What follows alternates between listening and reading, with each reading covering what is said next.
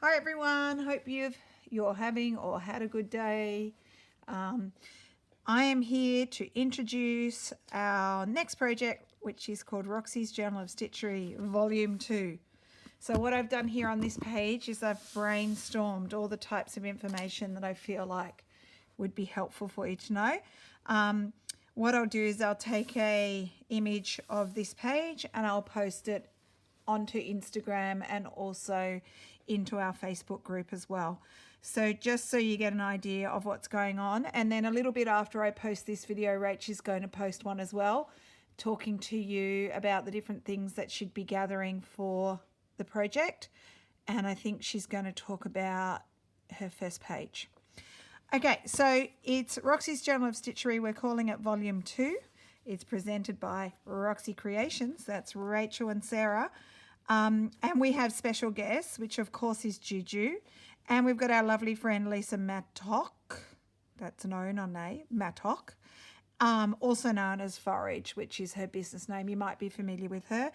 And I did show you a little while ago her pack of Christmas fabrics that she sent me. So I might show you them again today in this video. So Lisa's going to follow along with our journey. She doesn't have time to do every single prompt.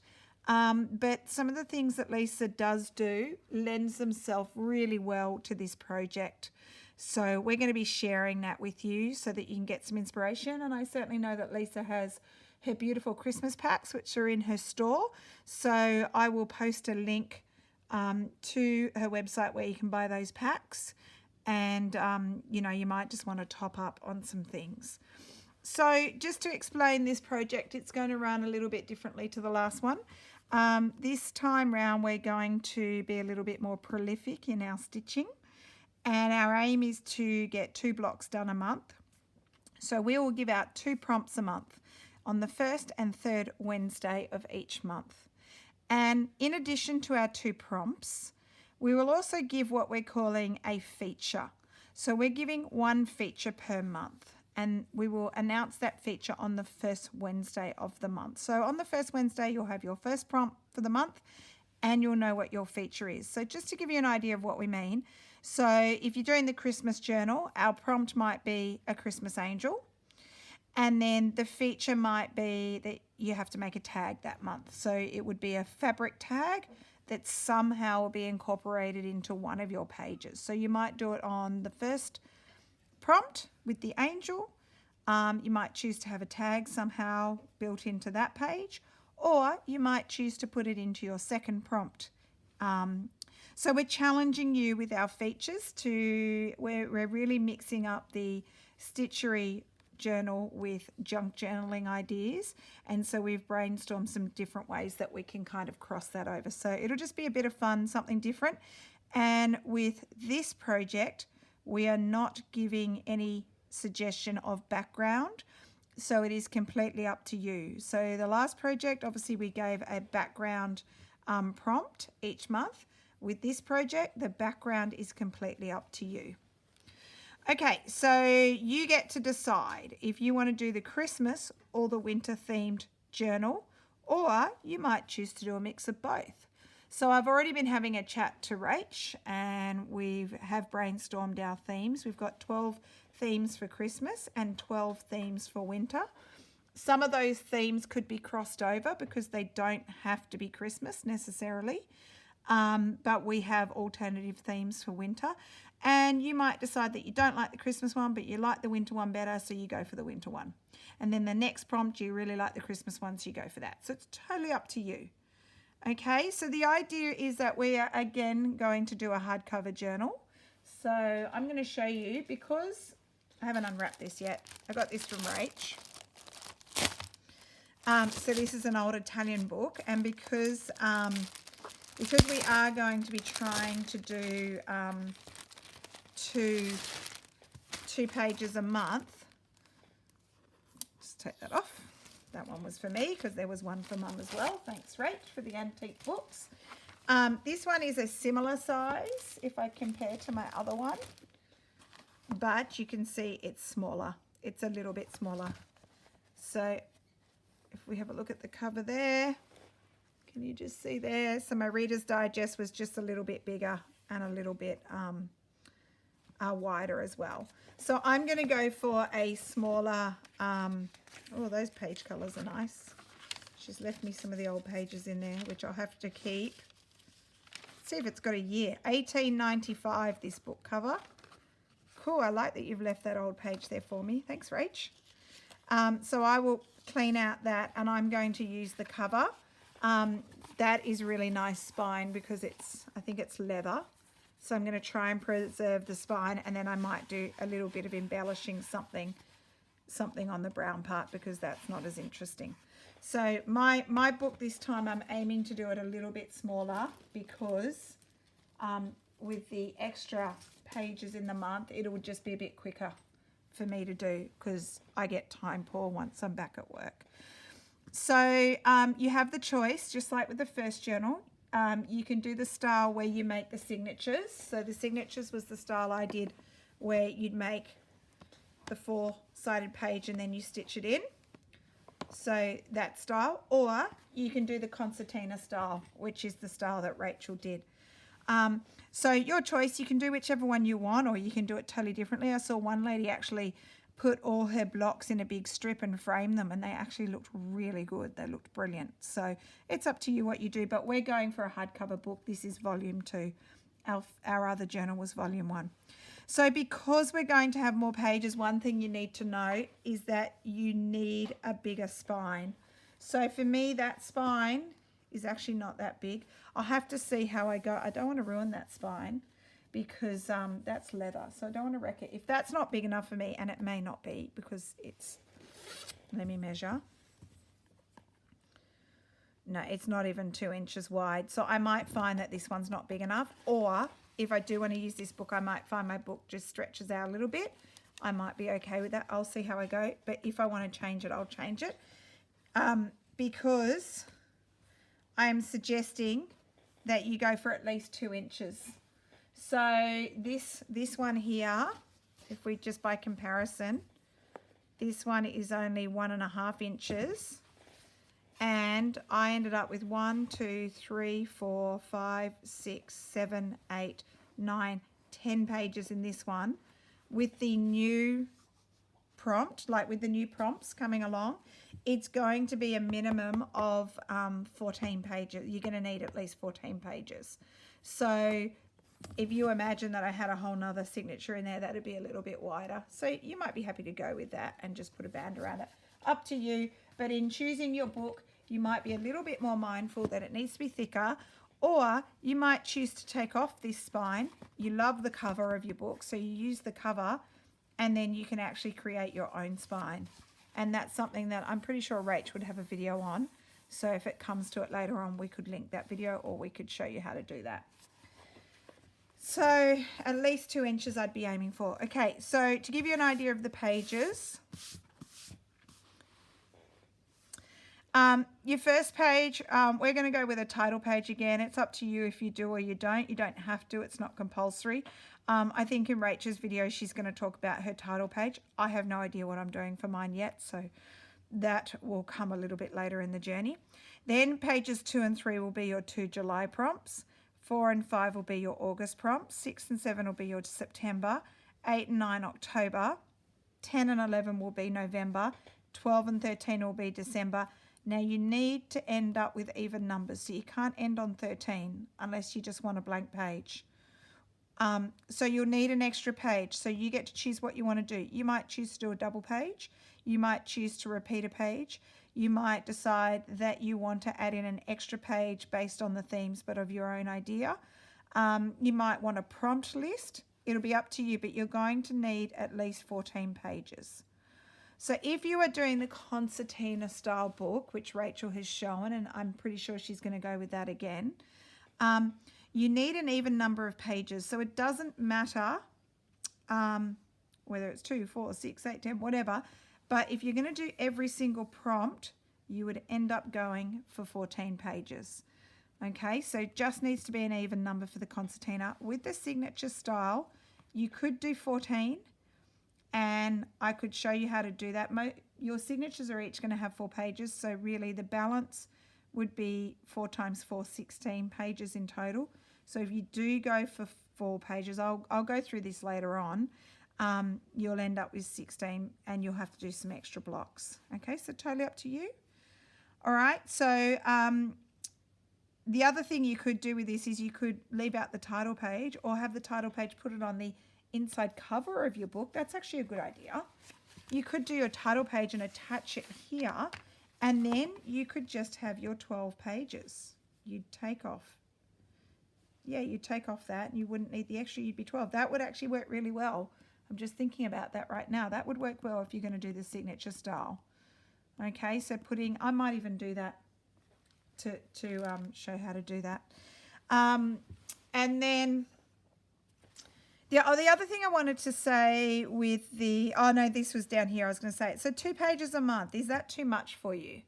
Okay, I know a few people have said they're going to struggle to keep up with that. But we've also seen people in the first edition of Roxy's Journal of Stitchery be very quick at getting their pages done. So we'd put out a prompt and the next morning I'd wake up and I'd look at Facebook and a page is done. Some people, and then they have to wait a whole month for the next prompt. So we are giving the 2 a month. If it's too much for you, you've got some options. You could work in a small book like I'm doing, so it's a little bit more manageable. You could even go smaller than that. I was thinking about going smaller. You could do 1 page a month instead of 2. So wait till you hear the second prompt and just decide which one you like and just do 1 a month. Or just go slower. It doesn't matter if you don't get it done in a month. Just keep plugging away at it as you like. Or you might decide you don't like that prompt. I'm not going to do that one. I'm going to skip that one. So I'll end up with 8 pages, not 12. It's up to you. So we will have our YouTube playlist. That'll be on Rachel's, through Rachel's page. We've got the playlist that she's named Roxy's Journal of Stitchery, and I'm pretty sure she's put the title Volume 1, which is the one we've just done.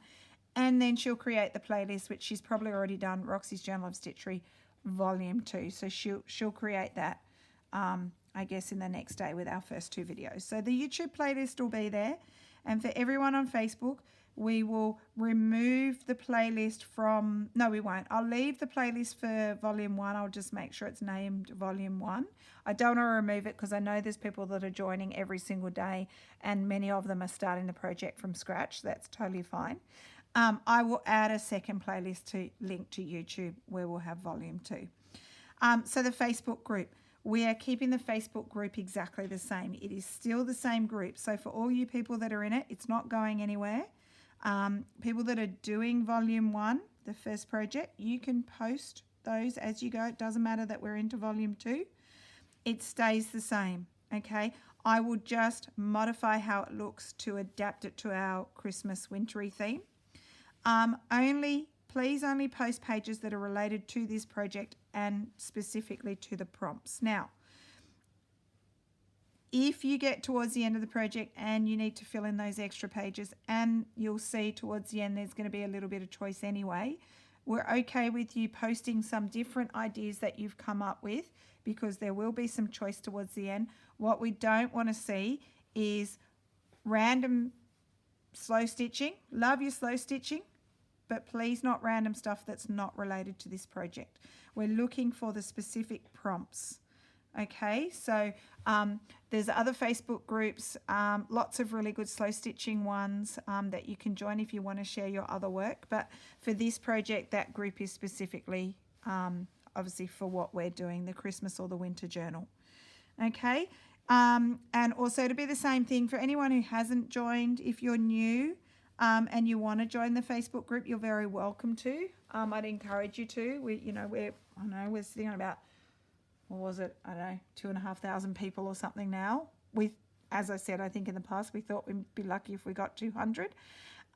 If you're new and you want to get in, you have to answer the questions. I'm going to change the questions for Christmas, for the Christmas journal, because we don't want people coming in that aren't about slow stitching and part of the group and are just trying to... We've had a few people get in that have tried to sell things or create T-shirts or... want us to follow their sexy photos, things like that. That's why we've got the questions there. We want to make sure everyone in there is there for the right purpose, and we want people to agree to the group rules so that there's no nastiness. And the lovely thing is not one person has been nasty in the first 6 months, so we've had no issues with that. The other thing is the hashtag. we don't want to confuse you. We're just going to keep it the same.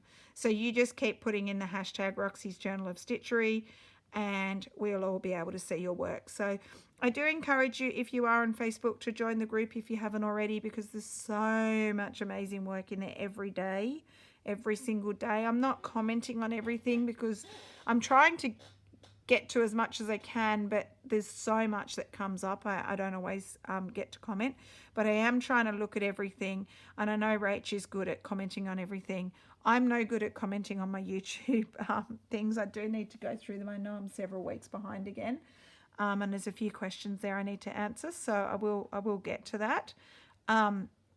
But then it's also good if you're on Instagram to follow the hashtag, because there are a few people stitching that aren't on Facebook that are posting on Instagram, and their work's lovely, so it's worth seeing. So we welcome everyone who would like to participate in this project. It should be another good 6 months of fun, and I'm super excited to see what everyone comes up with. And now the next thing I'm going to show you, as promised, and it's taken me a while, I'm going to show you 2 of my Christmas packs. So, well, one's a Christmas and one's a winter pack. So I'm going to post some of these, I would say tomorrow. They're kind of ready to go, but it's nighttime, and I don't know if I'm going to jump on, where is it? I don't know if I'm going to jump on Etsy right now, but these will be for sale through Etsy. Maybe I will aim to get some up tonight. So I'm going to put them out in batches because I couldn't handle going to the post office with like 80 parcels to post. So what I'm going to do is I'm going to release 20 of these ones in the next 24 hours. And then I'm going to release 10 of the winter ones just to see how they go. And then I have more stuff to make more. So I'm going to give you a rundown of what's in them. I don't want to open the pack. It took me ages to pack it up. I hope you like the look of it. Took a while, but I'll just explain what's in it. Now, every pack is not identical. There will be a lot of crossover of fabrics. I do have a lot of this type of fabric. Some of the fabrics, for example, like this one and this one, I only have a very small amount. So sometimes you'll get something different to what you're seeing in here, but some things will be the same. So, sorry, I know the light's shining on the plastic, but just on the edge here, we've got a piece of quilt. Now, this isn't an old piece of quilt. This is actually, it's actually an old quilt that, not old, it's a quilt that I used to use, and I got a tear in it. And I actually really like the fabric. So I've actually cut it up because I think it will go nicely with the Christmas journal and the winter journal. Most of you will get a piece of that. I think I have enough to go in just about every pack. And it's a fairly decent size. It's about that big. Some are a little bit smaller. Some might be a little bit bigger. So there's some different colors of that. It's not just that design. There's some different colors. And then this here, this little strip here, which is quite a large piece as well, that was actually a sheet that went with the quilt, and the sheet's old and I love the fabric, so I've ripped that up as well. So you've got an old piece of sheet and a piece of quilt. Then you've got approximately 18 different fabrics. So this one is predominantly Christmas colors. So I've gone for mostly greens and reds, little bits of blue, that's kind of a greeny blue. In there as well. So most of the fabrics are not Christmas fabrics as such, but more they would suit the Christmas kind of look. So that one is a Christmassy fabric. It's got bells and holly. That one is quite Christmassy. That little piece there, I've got only a few pieces of that. I had a small piece. Has got cute little Santas on, and that is kind of Christmassy with little deers with a little red bow around its neck. Then what I've given, I've tried to give everyone, if I've got enough, this is an old linen, I think it was a serviette. So all of my fabrics, everything, nothing's new, okay? None of these fabrics are new. They're either reclaimed, secondhand, old stuff I've got, or they're vintage or antique. They're all old, so there can be discolouring. These linen napkins, there could be marks, there could be stains, you might even get a little hole. Okay, I'll try to save the hole for you, Rach. I know you love the hole. Okay, so nothing is going to be new. Some of the fabrics, if they were newish, as in I bought them, I usually buy them at my crafty op shop, but they seem quite new and a bit stiff. I have washed a few of them. Most of them are not washed. They've just come as they are. I've just tried to iron them. Now the other thing I want to say is I have torn all my fabric. I didn't cut it, so you've got frayed edges. Okay, I like the frayed edge look. If you don't like it, obviously you can trim it down. Now what you've also got is I've got some really gorgeous Santa stamps, some sort of vintagey Santa stamps.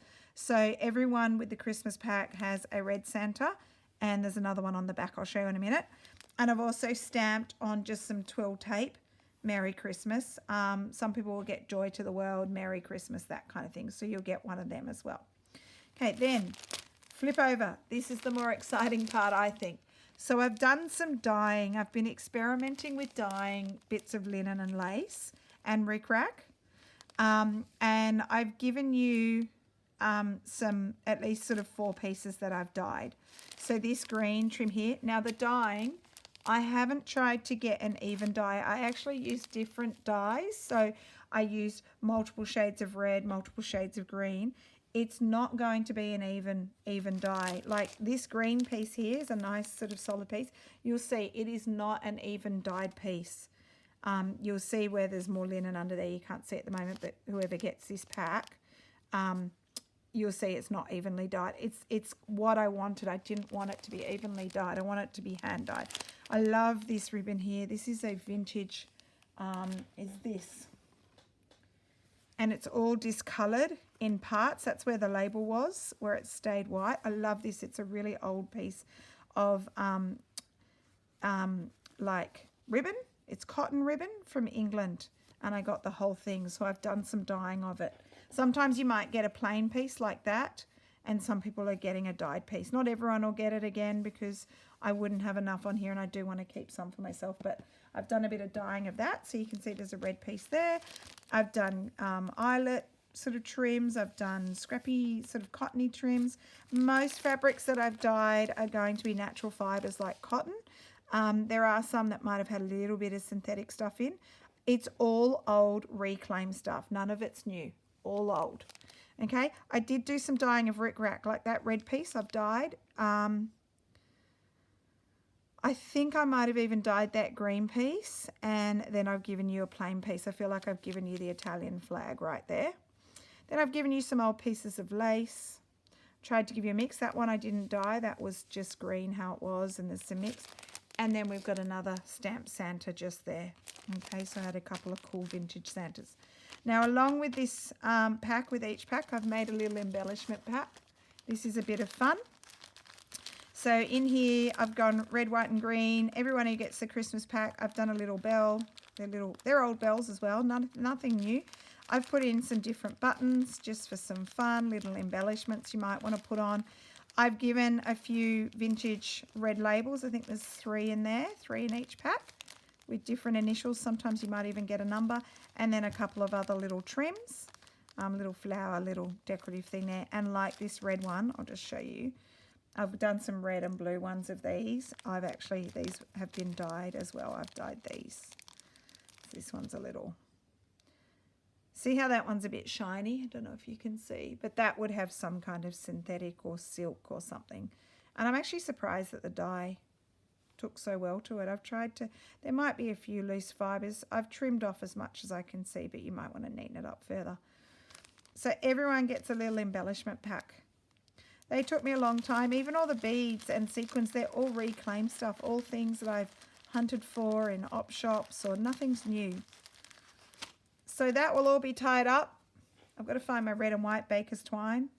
So with something like this, with the baker's twine, I will tie that up, or I might even tie it up. I've got some red sari silk somewhere. And that will be my Christmas pack. So there are going to be a couple of alternatives to this. I will do another one that's Christmassy like this, but with a few more maybe other colours. So mixed colours, a bit of more blue in there. This got a little bit of blue, but I might do some with a bit more blue. But similar kind of look. So I do have quite a bit of stuff. I'll be able to make up quite a few of these packs, but I'm just going to start with 20 and see how they go, see if you're interested. And then I'm going to show you the winter journal alternative. Okay, this one, I absolutely love this pack. I've got lovely blue fabric, mostly blues, a little bit of greens, because I feel like that's kind of wintry to me. Again, it's got one of the linen napkins, and this is a cut piece of linen napkin, and I've tea dyed that piece of lace, so you might get a bit of tea dye. With this one I had a Winter Wonderland stamp, so I figured that that could go nicely with your journal. Unfortunately I have lots of stamps, but I couldn't think of any other stamps that might go with it. I might play around and put some more stuff in. What you do get, and I've got I think about 3 pieces. I have got lots of my shibori dyed fabric that I've dyed myself through classes and things like that. So this is quite a thin one. Some of them are thicker, some of them are linens. I give you some of this because I think that goes well with winter. And then on the back, this one has a lot of different laces and trims. So the navy blue ones and the darker blue ones, these ones, I've dyed them, okay? So it's interesting how different fabrics have come out different colours, and I actually have another blue dye as well, a lighter one. So the rickracs, the lighter one there I've dyed, there's an in-between blue that I've dyed, the navy blue came like that, and then I've got the kind of creamy white. So some rickracs there. There's a piece of that ribbon, and I actually love the way it's discoloured. I just love it. It's so vintagey and yummy. So you again will get a piece of the sheeting. It's a lovely colour, and that's another piece of the quilt. So there is a piece of quilt, and they're all different sizes, the pieces of quilt. I'm trying to make sure everyone gets one. And then some yummy vintage laces in there as well. So, and I like that little trim for the side. So look, not everyone gets exactly the same. Just keep that in mind. They will look similar, and some of the fabrics will be similar. But say, for example, this fabric, I wouldn't have it's only 25 packs. So we'll see how we go, actually. The Christmas ones, I wouldn't have enough of every fabric, but I'll mix it up. And my aim is to try and give you about 18 pieces of fabric. And the pieces can vary. So some pieces are little, like about this big. Some are like quite big. Some are like long like that. So they're all varied sizes. And because it's slow stitching, little pieces are ideal. And then you also get your little embellishment pack. Now, I didn't give you a bell because I didn't think a bell was necessarily wintry. So you can see I've got a little dyed blue flower there. Another one of those white ones, one of these things again. I've put in sequins beads. I've done a bit of green and blue, some different buttons just for some fun. And I did give you a few French labels as well, even though I haven't really put any red in the pack. I just think French labels are perfect. And you might decide you don't want them in your winter journal, and you can just use them for something else. So this one, this Baker's Twine, perfect. It's my blue pack. So they're the 2 packs that I'm going to release. If I've got the energy, I might release them tonight. And then it will take me a few days to get things into the mail. Being on holidays is helpful because I can get to the post office during the day. Once I'm back at work, if I'm releasing them, then I'm going to be a bit slower, and it might take me a few days because there can be days where I don't finish work early enough to get to the post office. So I will let you know. I'm going to start with the first 30 packs that I release this week, and then I will release some more next week if these ones sell out. So the packs, I'm looking at $39 Australian, which I think is pretty good for what's in there. There's actually a lot of stuff in there, especially all the old vintage lace. It's a lot of stuff I've collected over the years. And I'm sharing that with you because I do have a lot, so, you know, I can easily share some. So I hope you really like them. I think they're a good starter kit, especially for someone who doesn't have a lot of stuff or doesn't have access to the fun vintagey things. Some of the fabrics, they look newer. Some, as I said, are old. So hopefully you like what I've put together, and you want to come along and buy one if you want to. It's up to you. Okay, well, thanks for watching. I will post the image of what's going on, and then look out for Rachel's video, which should be released not too long after mine. All right, so I will see you next week for the first week of Volume 2 of Roxy's Journal of Stitchery. Thanks for watching. Bye.